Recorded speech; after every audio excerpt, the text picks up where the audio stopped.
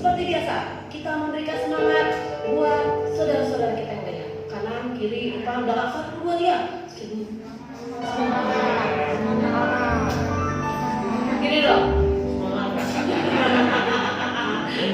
Ayo korban, berani gak? Berani gak korban? Amai kanan. Korban, wah mari kita langsung tahan. Amin.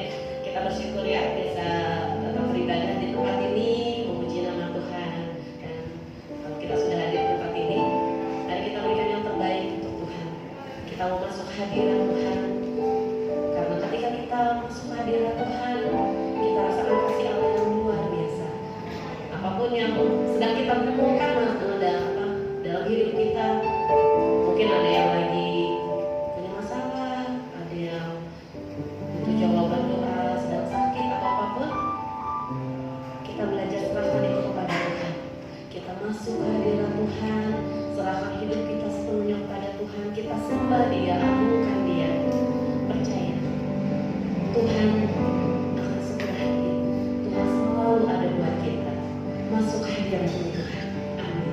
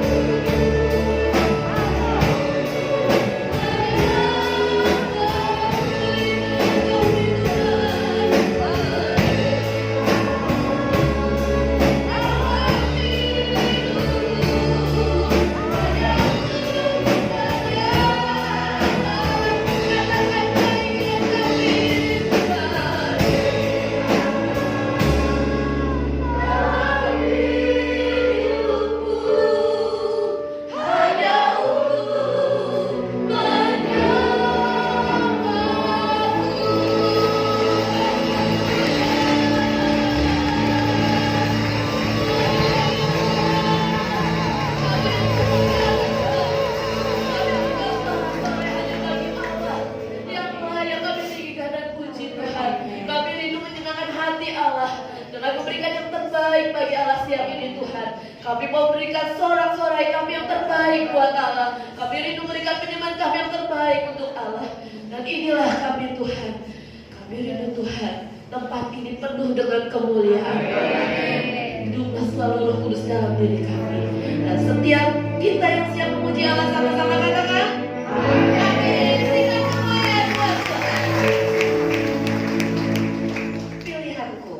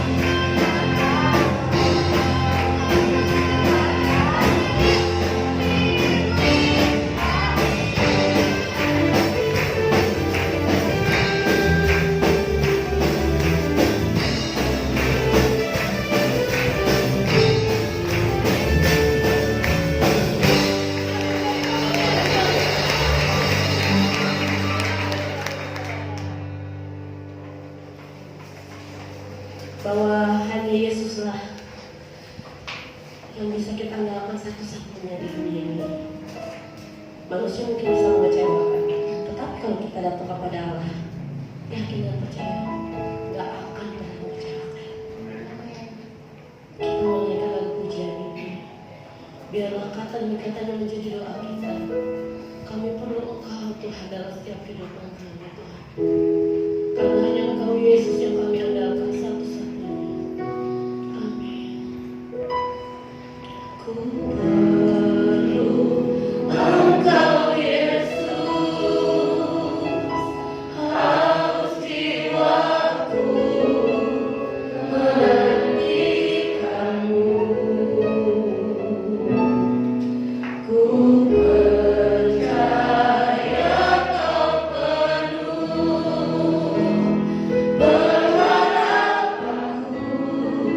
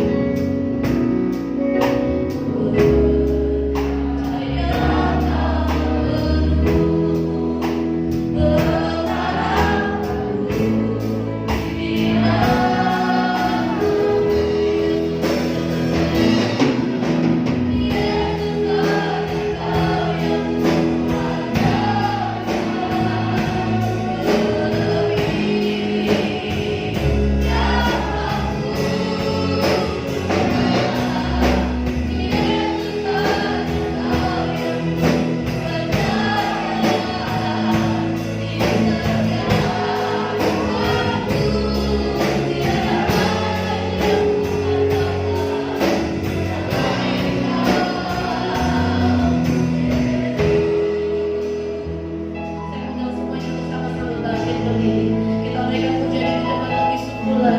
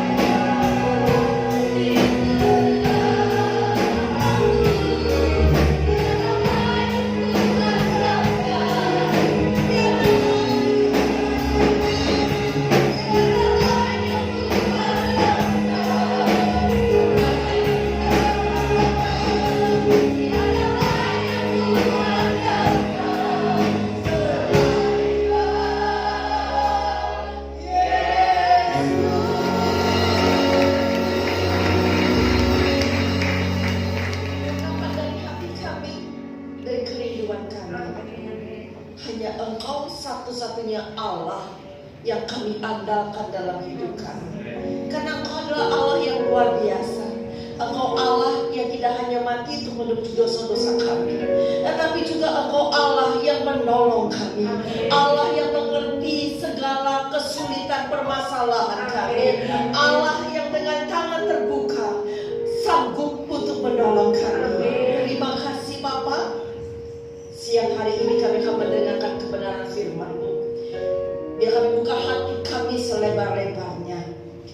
hati yang kering, Allah yang akan basahi dengan kebenaran firman. Itu sebabnya Bapa, berbicaralah kepada kami. Urapi hamba-Mu dengan urapan Roh Kudus yang dari Tuhan.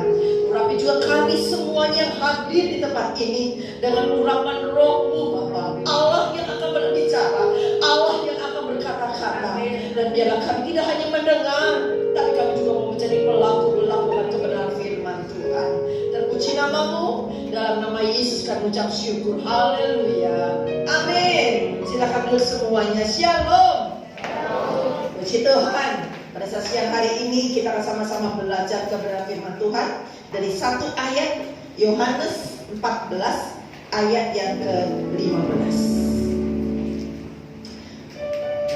Yohanes 14 ayat yang ke-15. Demikian bunyi firman Tuhan. Kalau sudah kita baca sama-sama ya. Oh ya ada. Jadi selalu minum begini terus biasanya selalu ada.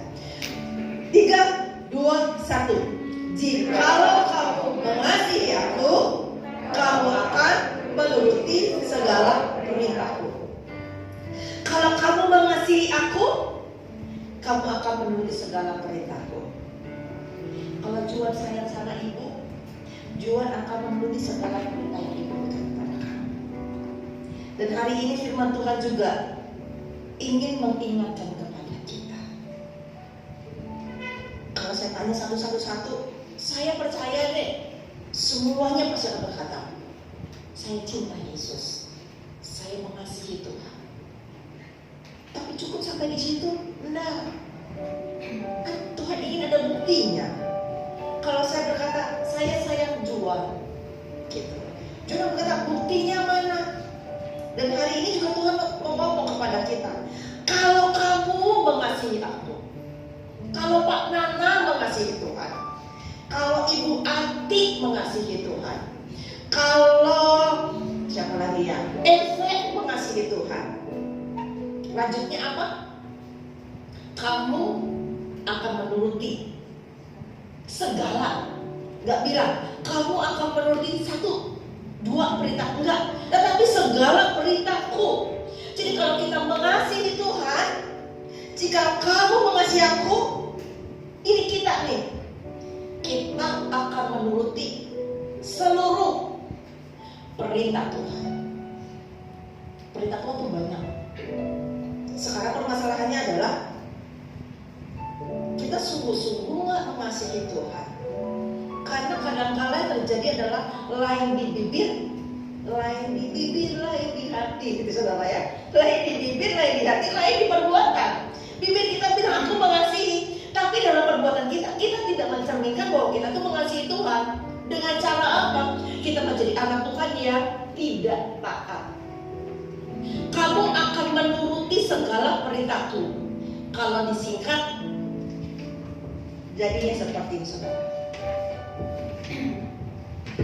Taat. Taat. T-A-A-T. Kalau dibalik sama juga. Dari depan bacanya taat, dari belakang sini sama. Taat. Simple, praktis, mudah untuk mengatakannya. Tapi untuk melakukannya susah banget. Jadi orang taat gampang nggak? Susah saudara. Habis makan jangan lupa cuci piring ya. Habis makan cuci piring nggak? Oh cuci piring itu namanya taat. Sekali, 2 kali atau terus-terusan? Terus-terusan. Taat. Ciri orang yang taat itu adalah dia dengar-dengaran. Nggak cuma sekedar dengar. Kalau tadi saya bilang, kalau makan cuci piring ya, habis makan cuci piring ya. Eva dengar nggak? Dengar kan? Eva dengar. Ada orang yang hanya sekedar datang mendengar saja. Dia datang dengar firman Tuhan. Cukup cuma dengar. Pulang dari gereja, lupa apa yang lupa terhadap firman yang telah disampaikan, firman yang telah diterima oleh dia. Tapi kalau anak Tuhan yang taat, dia tidak sekedar dengar, tapi dengar-dengaran. Dengar-dengaran itu adalah dia mendengar dan dia melakukannya, dia mentaatinya. Ketika berkata, Ju, habis makan cuci piring ya. Dengar, Jua tidak hanya mendengar saja. Sudah saya makan, dia langsung cuci piring.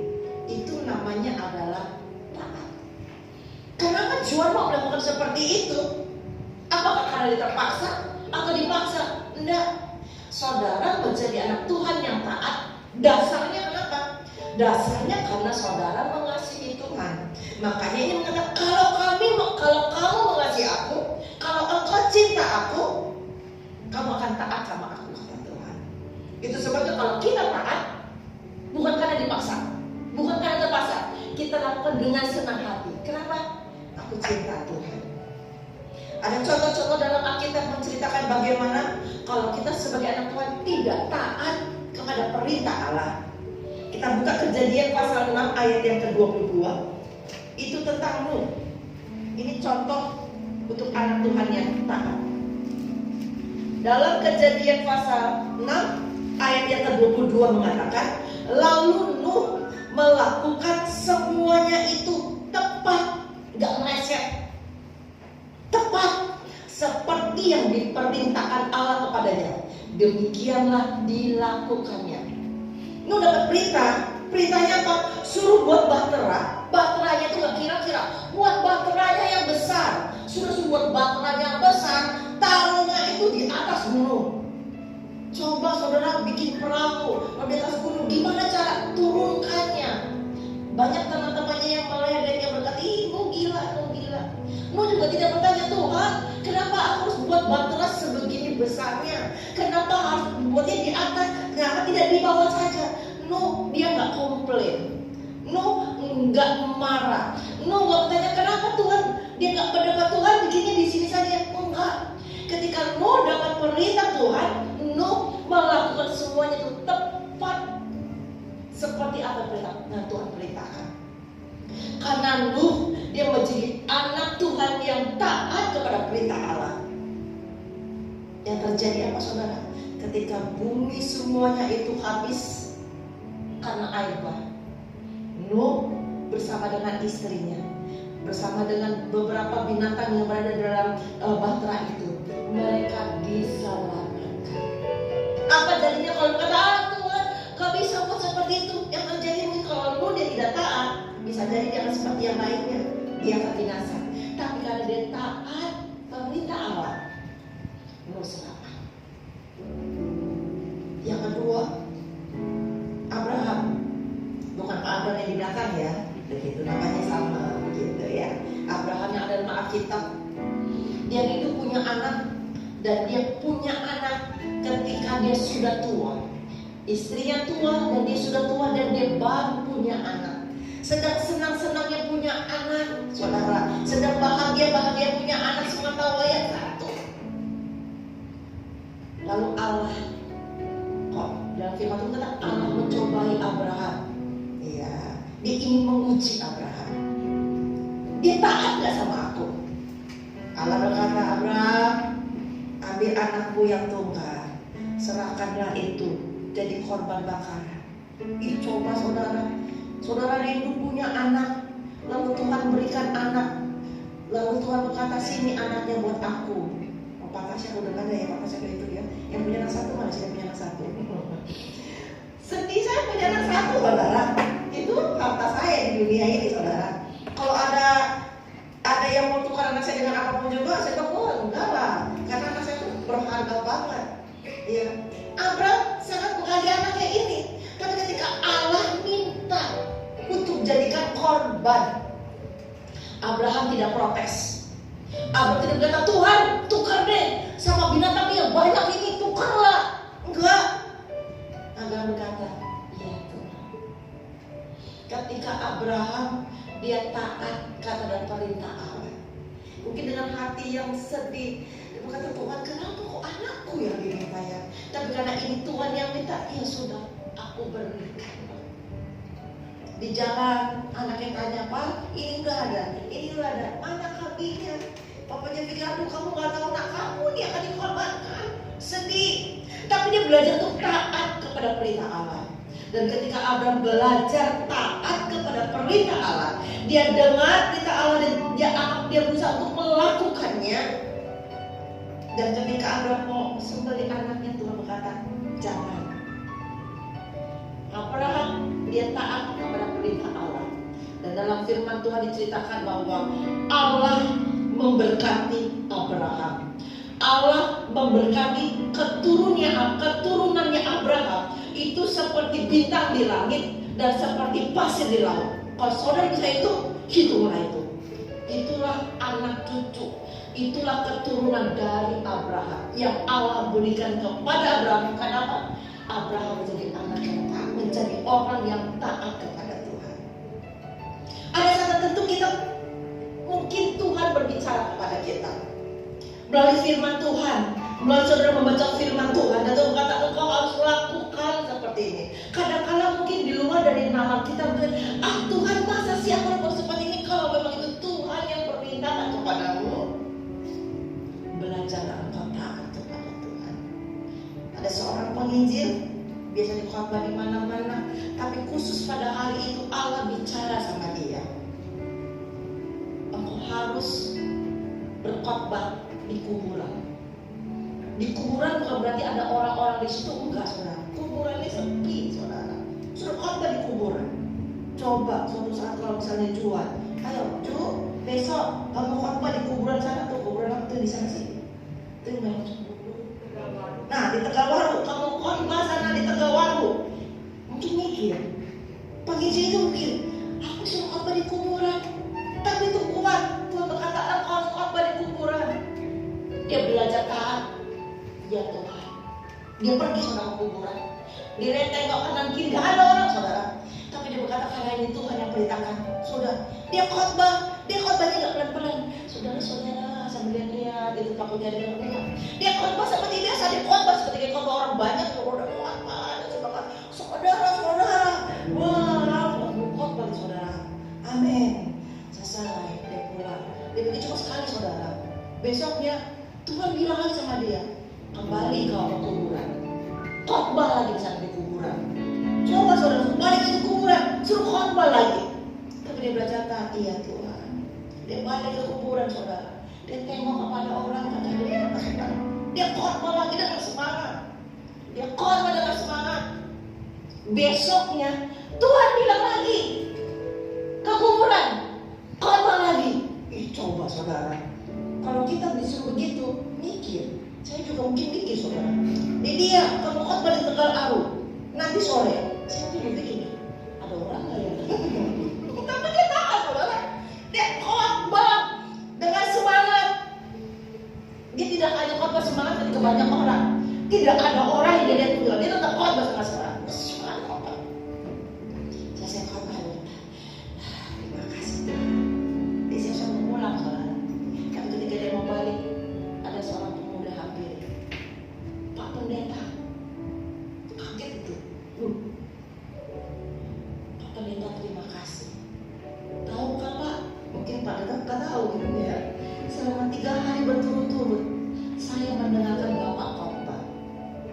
Saya dalam keadaan putus asa, dalam keadaan depresi, karena saya tidak mempunyai apa-apa. Saya merasa tidak punya apa-apa lagi. Saya merasa hidup saya sudah kosong. Saya ingin mengakhiri hidup saya di sini. Tapi dari 3 hari yang lalu, setiap kali saya mau melakukan sesuatu, saya dengar khotbahnya Bapak. Kemarin saya dengar khotbahnya Bapak, dan hari ini saya dengar khotbahnya Bapak. Pak, saya ingin terima Tuhan sebagai Tuhan dan Juru Selamat. Karena saya tahu ternyata ada yang sayang sama saya. Ada yang mengasihi saya, yang mau menerima saya apa adanya. Saya mau terima Tuhan Pak, doakan saya. Dia bertobat saudara.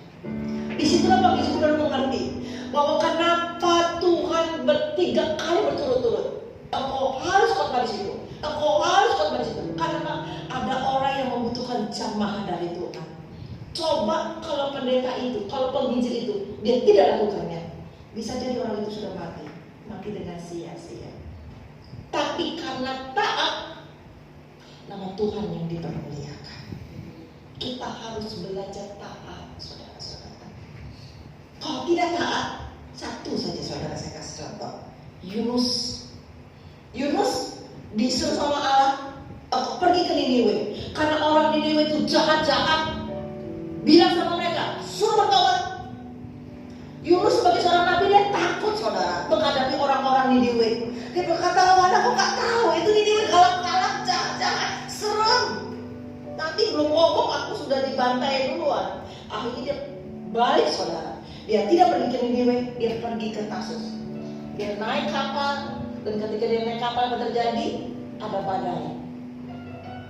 badai, dan akhirnya orang-orang pada ketakutan, dibuang undi, nama Yunus yang keluar. Ketika ditanya, dia kata, iya, aku salah, karena aku telah lari dari Allah. Dilempar ke laut, dan dia dimakan oleh ikan. Itu terjadi karena apa? Yunus, dia tidak taat kepada perintah Allah. Dan yang terjadi seperti itu, untungnya saudara, ketika Yunus di dalam perut ikan, dia sadar bahwa dia salah, dia sadar dia berdosa, dia minta ampun kepada Tuhan. Dan ketika berdoa dia minta ampun kepada Tuhan, Tuhan dengar. Walaupun di dalam perut ikan, Tuhan tetap dengar doanya. Dan Tuhan keluarkan Yunus dari perut ikan. Dia mulai memijil di Niniwe. Dan Niniwe itu saudara akhirnya bisa dimenangkan. Yunus, dia tidak dengar kepada perintah Tuhan. Dia tidak taat kepada perintah Allah. Dan ada akibatnya. Setiap kali kita mendapatkan perintah dari Allah dan kita tidak taat kepada perintah Allah, yang terjadi ada akibat yang akan kita alami. Ada seekor kura-kura, benar ya? Seekor kura-kura dengan seekor burung elang. Betul ya saudara? Bersahabatlah mereka. Kura-kura itu kata, aduh burung enak ya, kau bisa terbang, bisa lihat ke dalam dunia ini, kayaknya enak banget. Kalau aku, aduh, jangan tekan terbang, jalannya saja udah kedeon, pelan. Kan kura-kura gitu kan pelan. Aku pengen deh seperti kayak kamu bisa terbang. Burung enak kan gitu, oh kamu mau terbang ya? Iya, aku pengen seperti kayak kamu. Bisa, mimpimu bisa aku menjadi kenyataan. Tapi kamu harus taati aku, dengar ya omongan aku. Lalu si kura-kura kata apa? Nanti kamu tidak boleh ngomong. Oh siapa cuma iya, tapi kamu harus taat. Kalau enggak nanti kamu sebahaya. Beres kecil. Oke. Akhirnya burung elang itu saudara ambil kayu lah begitu saudara. Lalu dikasih ke kura-kura. Sekarang ini kamu gigit saudara ya. Lalu ini ujung-ujungnya dipegang pakai tangan burung elang. Siap ya? Ingat, kamu tidak boleh ngomong. Tes. Ya, dia gigit saudara. Waktu dia gigit, siap ya? Jalan saudara. Mulai pelan. Wah, itu saudara kura-kura seumur hidup baru kali itu bisa terbang saudara. Wih, cakep. Ternyata tidak hanya kura-kura, teman-temannya yang lain juga pada lihat.